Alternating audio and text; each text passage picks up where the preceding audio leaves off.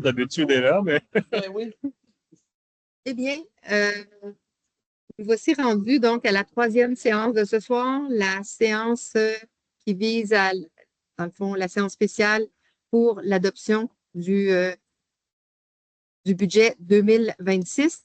Juste un petit moment, je tente de retrouver mon avis de convocation. Voilà. Alors donc, séance spéciale du 15 décembre pour adoption du budget et du plan triennal d'immobilisation. Bienvenue à notre citoyen en salle, ainsi qu'aux autres qui sont restés connectés à la maison. On va commencer par l'adoption de l'avis de convocation qui propose Bob et Gilles. L'adoption de l'ordre du jour, Sarah, Marie-Claude. Adoption du budget, qui... Non, on va prendre le temps de passer au travers quand même. Alors donc, oui, on est à cette étape bien intense, je dois dire, dans le monde municipal et particulièrement après Lynchburg parce qu'on est en année électorale. On avait la possibilité de reporter au 31 janvier l'adoption de notre budget. Tout le monde a travaillé fort. Je tiens à le souligner, l'équipe municipale, l'administration, pour faire en sorte que ce budget soit prêt à être adopté aujourd'hui, que tout le monde puisse partir pour le temps des fêtes, la tête reposée et vide de tous ces chiffres qui se promènent. Et aussi, on voulait profiter, Marie-Josée, le maire Beaulieu, notre conseillère numéro 1 qui est absente ce soir, on voulait le travailler tout le temps de sa présence, dans le fond, profiter de sa présence pour régler tous les points. Marie-Josée sera absente pour les prochaines semaines, puis on tenait à ce que ça se règle en sa compagnie, donc que l'ensemble du conseil ait participé de façon transparente à la préparation du budget. Alors donc, on va commencer avec la deuxième diapositive. Quels ont été les faits saillants en 2025? La charge de travail qui revient toujours, évidemment. On a rencontré des interventions d'urgence qui se sont manifestées, entre autres en raison des conditions climatiques. On a eu des bris d'équipement. Je pense à la rue de l'Église, je pense à la génératrice, à l'aqueduc. Il y a eu les pannes d'électricité. Ça a mis un peu de brou dans le toupette de tout le monde, puis un peu de négatif dans nos revenus. Mais on a tout bien contrôlé. Augmentation des coûts d'opération liés à l'inflation, ça, je pense qu'il n'y a pas personne qui sera surpris de ça. L'inflation on a appris aujourd'hui au Québec, en novembre, ce chiffre à 3, OK, à 3 piles. OK, mais dans les faits, les dépenses de la municipalité à 3 il y a très peu de choses qui restent à 3 on a travaillé aux ententes intermunicipales avec une rationalisation encore plus marquée des ressources. Et je tiens à le mentionner, augmentation de la richesse foncière uniformisée. Donc, en 2025, nous étions à 528 687 750. On passe à 579 141 176 000 $.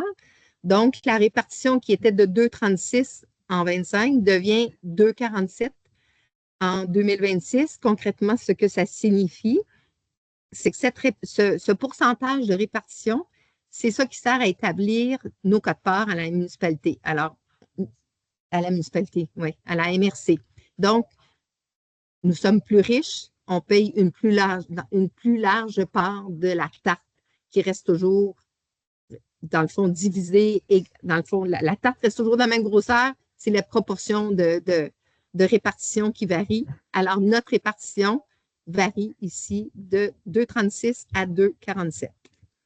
Du côté des charges, une augmentation de 0,2 malgré ce que je viens de dire.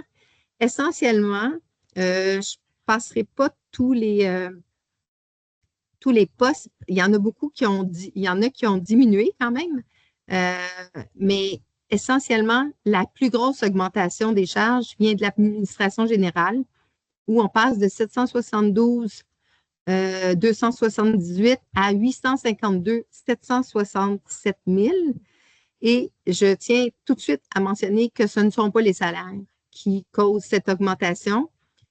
L'augmentation est essentiellement due aux frais juridiques qui ont, dans notre budget, presque triplé, parce qu'on sait qu'en 2026, on va avoir de gros frais à défrayer. On a été avisé, on a été préparé et on nous a demandé de prendre des réserves à cet effet-là. Alors, on aura l'occasion au cours de l'année de revenir sur ce sujet-là, mais on fait preuve de prévoyance, puis on le budgète ici, et c'est ce qui apparaît à l'administration générale. Je vais juste passer quand même sécurité publique. Bon, notamment cette augmentation, c'est la Sûreté du Québec. Transport, on voit ici une baisse. Transport, ce sont évidemment tous les frais de voirie, de déneigement, est-ce que je me trompe? Transport? Non, le déneigement est compris là-dedans. Enlèvement de la neige, oui, c'est ça. Hygiène du milieu, on voit une baisse quand même assez notable, entre autres parce que on n'a plus dans le fond, le bac bleu, ce qui est la récupération n'est plus du tout assumée. Il n'y a plus aucun frais qui sont imputables à la municipalité. Donc, on n'a plus à payer pour le chargement. Santé, bien-être, c'est l'Office municipal. On a payé plutôt en séance 2808 pour 2024. En 2025, on aura à payer, en 2026, on aura payé 1994 pour l'année 2025. Aménagement, urbanisme et développement, on a une baisse aussi parce qu'avant, on avait un urbaniste en chef quand même, professionnellement, un vrai professionnel. Maintenant, on a un conseil. En fait, ce n'est pas un vrai professionnel, je voulais dire un urbaniste qui fait partie de l'ordre des urbanistes. Là, on a un conseiller. Les salaires ne sont pas pareils, donc ça fait quand même une petite baisse. Loisirs et culture, une augmentation de ce côté-là pour normalement, c'est ça, c'est ce qui coûte plus cher, c'est notre quote-part pour les activités. Ça, c'est pas la quote-part de la MRC, là. C'est vraiment la quote-part pour nos activités de loisirs auprès de Cowansville et de Bedford qui vient ici expliquer l'augmentation. Puis les frais de financement, les taux d'intérêt seront moindres l'année prochaine. Donc, il y a une baisse ici. Tout ça pour dire qu'au total, l'augmentation est de 0,2% pour ce qui est des charges. On pense à la masse salariale. Ensuite, je l'ai évoqué, puis je veux quand même le souligner encore plus, ce n'est pas la masse salariale qui explique l'augmentation au niveau de l'administration générale. Cette année, on a créé 4 nouveaux services en 2026, pas cette année, mais pour 2026, je devrais dire, la garde voirie. Donc, c'est une garde qui sera en place du vendredi soir au lundi matin pour assurer une présence, en fait, une présence à distance, puis une intervention en personne aux besoins. C'était nécessaire, dans le fond, il y avait toujours, ça se faisait de façon implicite, mais il n'y avait pas de poste comme tel de service qui assurait ça. Il y a le poste de brigadier pour l'école qui va prendre place aussi en 2026. Il y a un nouveau service, la coordonnatrice TNESST, à raison d'une journée par semaine, et la coordonnatrice événements, je pense à Fête au village, marché de Noël, ainsi que le Festibois, donc à une journée par semaine également. On retire 2 postes, celui de comptable qui s'en va dans les honoraires professionnels. Il n'y a plus de poste, dans le fond, propre à la comptabilité et un poste de manœuvre.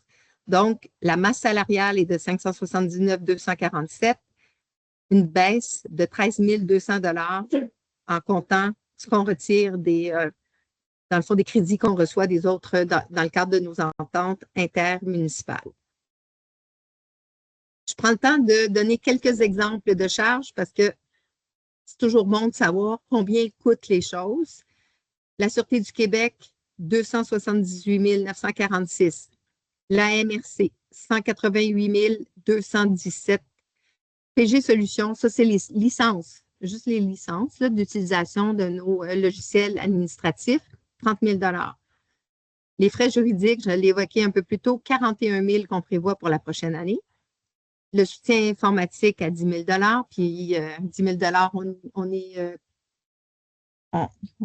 on on est conservateur parce que probablement, ça en prend peu pour dépasser. Les assurances pour la municipalité, c'est 70 420 $. Tout ce qui est audit financier et la comptabilité, je disais tantôt qu'il n'y avait plus de postes comptables, mais les frais de comptable sont transférés, c'est 40 000 $. Les loisirs maintenant. Ça aussi, c'est quelque chose on est heureux d'offrir des services à nos citoyens, à nos enfants, mais il y a un coût, puis il faut en prendre bien compte aussi. Pour les loisirs, Cowansville puis Bedford, pour l'Arena et piscine, c'est 15 000 $ par année. Le gymnase à l'école coûte 3 150 $. La bibliothèque, 5 640 $. La bibliothèque, l'abonnement, dans le fond, à Cowansville pour que nos citoyens puissent aller à Cowansville. Puis le camp de jour nous coûte 15 000 $.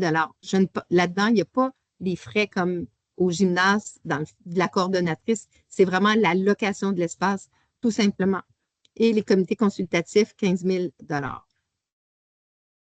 Du côté des revenus. Alors, du côté des revenus, on passe de 2 672 173 à 2 737 489. Essentiellement, évidemment, les taxes elles-mêmes notre assiette fiscale ayant augmenté, ça génère son lot une certaine hausse à ce niveau-là. Les compensations tenant lieu de taxes, ça reste la même affaire d'année en année. Les transferts, ici, au niveau des revenus, on a une baisse, 442 172 à 318 263. Alors, les transferts, essentiellement, c'est Recycle Québec, il n'y a plus de subvention qui est versée parce qu'on ne touche plus rien pour le bac bleu. Il y avait aussi beaucoup d'activités récréatives qui étaient entrées dans ce poste budgétaire. Je pense à la piste à vagues, une portion de la subvention du Conseil du patrimoine religieux du Québec. Tout ça a été retiré. Donc, c'est un 75 000 de moins qu'on met à ce niveau-là. Service rendu, c'est à peu près la même chose. Service rendu, c'est le partage de nos ressources avec les autres municipalités, ainsi que l'entraide pour ce qu'on reçoit des autres municipalités dans le cadre de l'entraide incendie. Imposition de droit, c'est là où il y a la plus forte augmentation. Imposition de droit, ça, c'est les droits de mutation. On se rappelle qu'on a modifié notre règlement en début d'année, en janvier, ce qui fait que le pourcentage en haut sur les ventes de plus de 500 000 a augmenté, de maintenant 3 % le retour. Ça s'est vraiment concrétisé de façon bien remarquable cette année et on y va avec une projection de 241 000 en 2026. Et les intérêts aussi, nos revenus d'intérêt ont baissé parce que les taux d'intérêt ont baissé, puis on a aussi surtout moins d'argent. On a eu à un moment donné beaucoup d'argent dans le compte où on recevait les subventions qui étaient conservées avant la répartition. Ça a généré l'année passée beaucoup d'intérêts, un petit peu moins cette année. Puis autre revenu, c'est le fonds des élections qu'on monte à 4 000, donc 2 000 de plus pour ça, et une ristourne du fonds d'assurance des municipalités qui totalise donc 9 000 $. On arrive avec une augmentation des revenus de 1,3 %. Donc, si on prend un sommaire, on voit donc des revenus et des charges, des revenus de 3 576 505, des charges de 3 133 698. Remboursement de la dette à long terme, on parle ici du remboursement du capital, ce ne sont pas les intérêts, c'est le capital qui est remboursé, 366 605. Les activités d'investissement prévues en 2026 se chiffrent à 76 202, alors pour un total de 3 576 505, avec une affectation de surplus à 0 $. On poursuit sur la même lancée que l'année passée. Juste un petit rappel d'autres éléments qui affectent la tarification, la taxation, qui seront connus en janvier, mais dont il va falloir tenir compte. C'est la collecte des matières résiduelles qui essentiellement va baisser pour tout le monde parce que le bac bleu La municipalité ne charge plus, ne donne, il n'y a plus rien qui se fait, mais le citoyen ne paye pas non plus. C'est pris en charge complètement par le provincial. Donc, ce poste budgétaire va diminuer. Les frais d'entretien pour l'aqueduc et pour les eaux usées qui seront à préciser sur le compte de taxes. Puis rappeler qu'on a toujours, en fait, ce que j'ai voulu faire, c'est sur chacun de nos règlements d'emprunt, il y a les dates qui apparaissent en fin. C'est les dates où ils se terminent, ces règlements d'emprunt-là, et les soldes qui restent, dans le fond, à ce jour à régler pour chacun de ces règlements d'emprunt. Donc, si on fait le total, on arrive à plus ou moins, en fait, 3 500 000, autour de 3 500 000 pour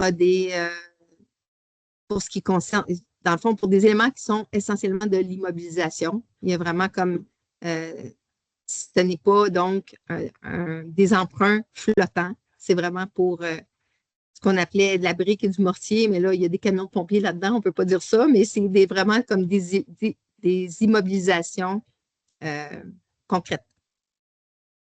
En conclusion, le taux de la taxe générale qui était de 0,4158 en 2025 va passer à 0,4278 en 2026, soit une augmentation de 2,9 % qui est donc sous le taux d'inflation de l'indice des prix à la consommation qui a été dévoilé aujourd'hui même pour le mois de novembre au Québec. On considère que les coûts d'opération sont raisonnables, les coûts de gestion sont contrôlés. On va continuer à travailler tout au long de l'année pour garder les choses en ce sens. Le niveau de taxation globale, si on compte tout, là, la taxe générale, les règlements d'emprunt demeurent inférieurs à celui des municipalités environnantes. Alors voilà ce qui termine la présentation de ce budget. Est-ce que... Oui? Question de... Avant l'adoption? Non, on va adopter, on va poser des questions après. Alors, qui propose? Gilles et Lynn. Merci. Alors, voilà pour le budget. On va maintenant passer à l'adoption du plan triennal d'immobilisation. Oui, je vais attendre qu'il soit projeté à l'écran.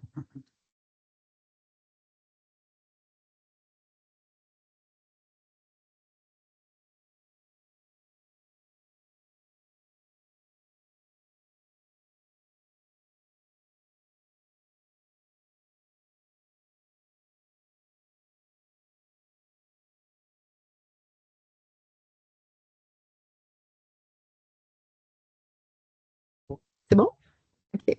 Oui. Alors, pour les 3 prochaines années, donc 2026, 2027 et 2028, 6 éléments viennent, dans le fond, guider notre plan triennal d'immobilisation.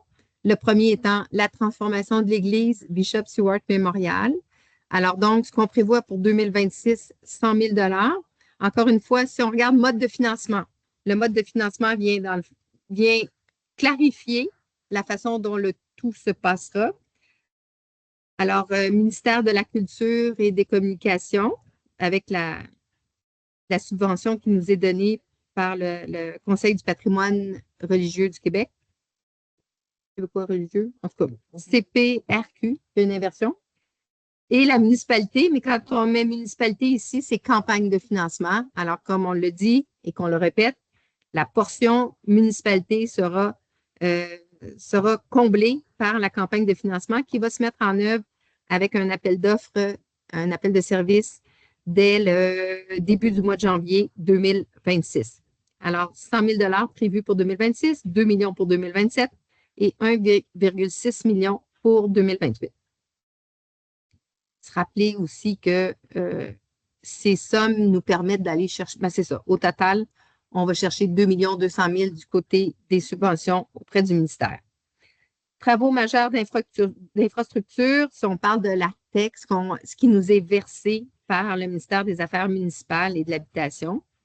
On prévoit 500 000 $ en 2026, 150 000 en 2027 et 250 000 en 2028. On parle, donc, c'est la TEC. Dans la TEC, on a une partie de la municipale qui doit absolument être payée. Le montant de la TEC se chiffre autour de 950 000. La municipalité doit investir 85 000 pour pouvoir toucher dans le fond, ces 950 000. Donc, la 85 000 s'ajoute aux 950 000. L'argent sera pris au cours des 4 prochaines années. Dans le fond, il n'y a pas de date précise, là. La texte étant de 2024 à 2028. Donc, tous les travaux que la municipalité aura fait dans ces 4 années, soit en utilisant le surplus, soit en utilisant son budget, vous serviront à combler ce 85 000 $-là. Construction des trottoirs, prévue en 2026, 450 000 $ pour on attend la confirmation, évidemment. Il y a eu un appel d'offres de lancer du côté du MTQ. Ça devrait être connu en janvier. À combien se chiffre le prolongement on parle du trottoir qui part, dans le fond, de la sortie du village sur la 237 Sud jusqu'au parc Jane Freely. Pour subventionner ça, il y a une portion qui est évidemment faite par le MTQ.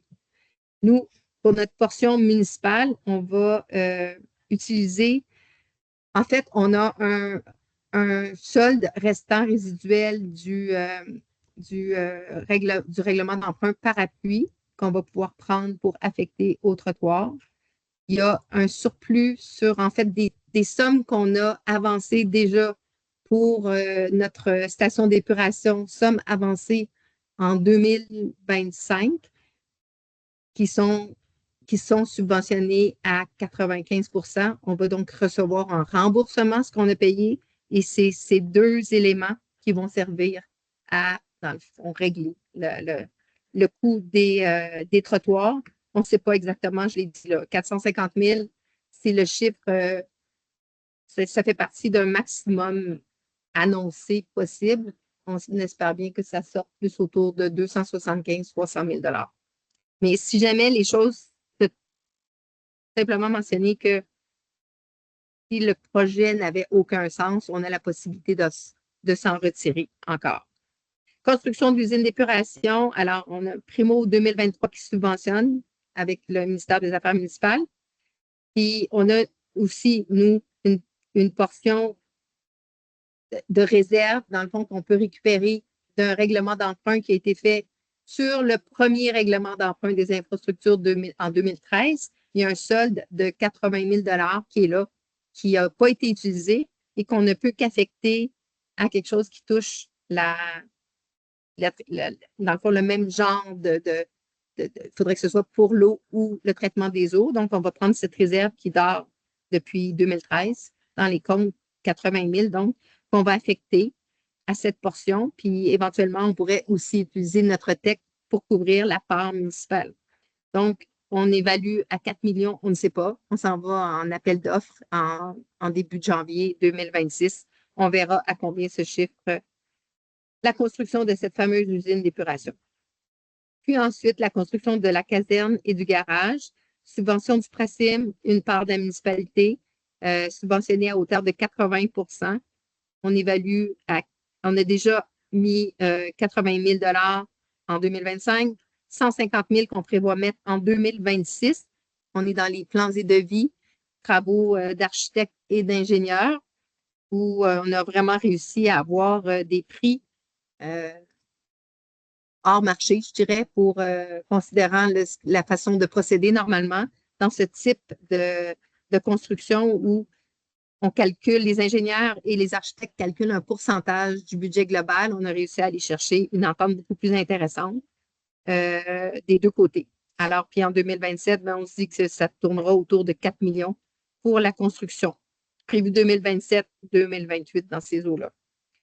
Travaux majeurs de voirie, tout ça est conditionnel à l'obtention ou non de subventions pour lesquelles on a appliqué, on continue d'appliquer. On l'a fait l'an passé, ça a été refusé. On l'a fait cette année. Éventuellement, on le fera l'année prochaine à chaque fois que le programme va ouvrir. Il y a 2,5 millions en travaux en 2026, puis 2 millions en 2027. Ça, c'est si on allait de l'avant complètement, totalement dans l'ensemble de ces travaux. Ce qui reste à définir, c'est une projection, mais comme je le dis, tout est lié vraiment au montant de la subvention qu'on aura à ce moment-là.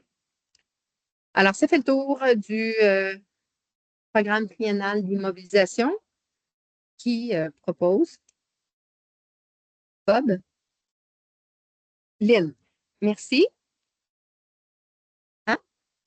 Oui. Alors, on arrive à la période de questions. Alors, je suis sûre que nous aurons des questions. C'est la période de questions. Vous avez le droit. Oui, c'est ça. Peut-être des numéros. Les gens devraient prendre des numéros. Oui, c'est ça.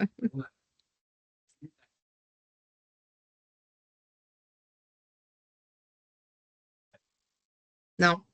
Ça, c'est là maintenant la seule chose. En fait, la seule chose, c'est la confirmation des subventions. C'est tout. Mais les lieux, tout ça est sécurisé et convenu, là. Il n'y a pas de doute. Ça, est-ce qu'il y a des dates d'échéance? Est-ce qu'on est informé que la demande de subvention est refusée?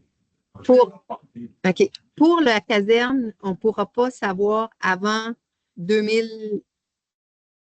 En fait, ils nous disent qu'on est reporté en 2027. Si on présentait, mettons, des plans et devis en fin d'année 2026, ça serait comment on pourrait espérer début 2027 une réponse à notre projet.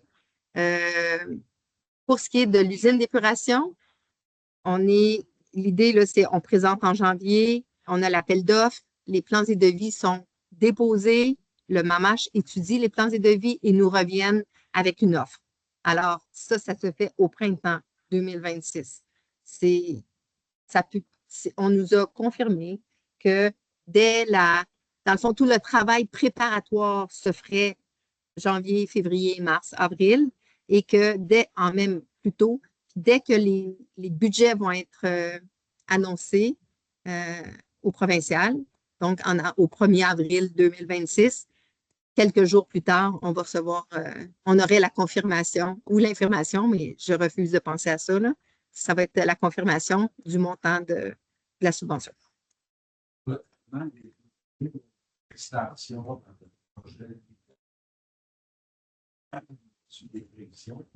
En fait, on n'a pas encore. C'est dans les plans de regarder, de faire une évaluation du coût de prolongement, puis de voir à la répartition de ce coût-là.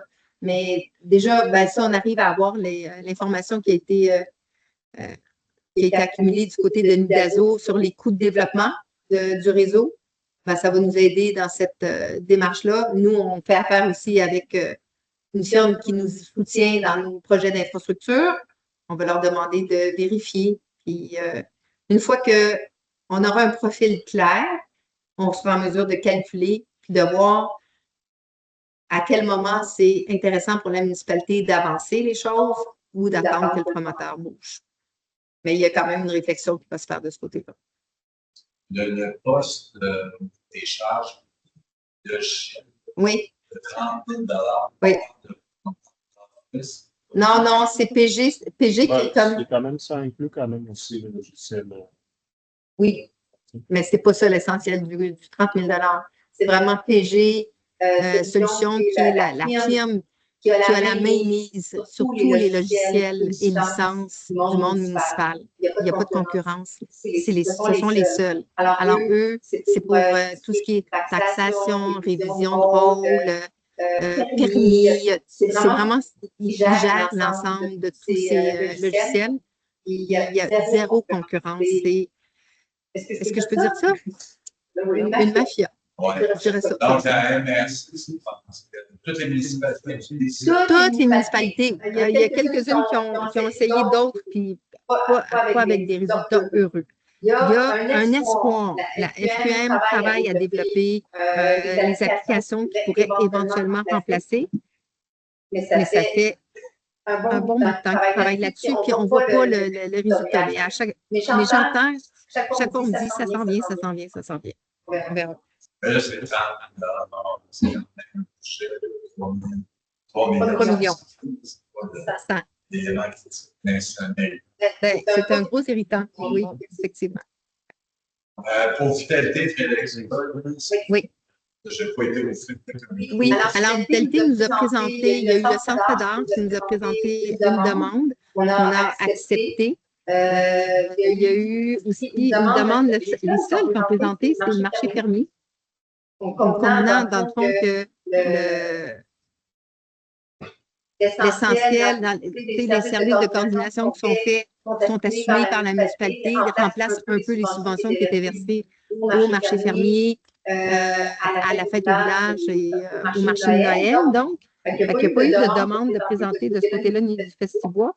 Mais cependant, pour la fête au village, la municipalité a accepté, pas la fête au village, excuse-moi, le marché fermier. Je fais juste. On a mis 4 000 sur une demande de 7 000. On a eu une présentation une projection revenus et dépenses et ils étaient en excédent. Donc, on a considéré que l'excédent n'était pas nécessaire. On est allé à l'auteur, dans le fond, de fermer le budget qui permet de balancer, d'équilibrer le budget du marché. Je vais me laisser la chance. Oui, c'est gentil. Alors, est-ce qu'il y a des questions en ligne? Non. OK. Ça fait plus de... Ah, j'ai eu un commentaire que j'ai vu passer. Ça fait plus de 40 ans que j'ai vu quelque chose passer. OK.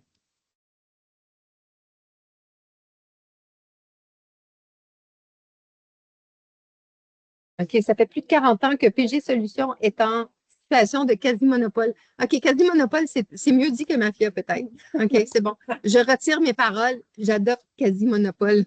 Merci. Oui.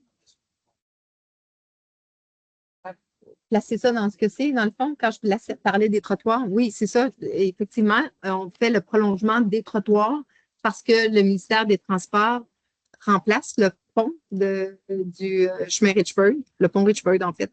Non, il y a un nom, ce pont-là, maintenant. Dufresne, Guy Dufresne. Alors, on profite donc de cette reconstruction puis on profite aussi des services d'ingénierie, je ne dirais pas offerts parce qu'ils sont monnayés par le MTQ, mais ils restent quand même qui sont accessibles pour la construction, donc pour prévoir la construction, avoir les places et devis pour nos trottoirs qui iront jusqu'au parc Jane Freely. Tout ça se fait au printemps 2026, la construction de ce pont qui, on l'espère bien, n'affectera pas trop la circulation locale en bloquant complètement l'accès. On va travailler pour qu'une voie reste ouverte en tout temps pendant les travaux. C'est tout. C'est tout? C'est bon? Alors, je propose la levée de la séance. Qui? Sarah? Gilles? C'est bon. Ben, merci. Merci à tous. Bonne fin de soirée et surtout, joyeuse fête et bonne année.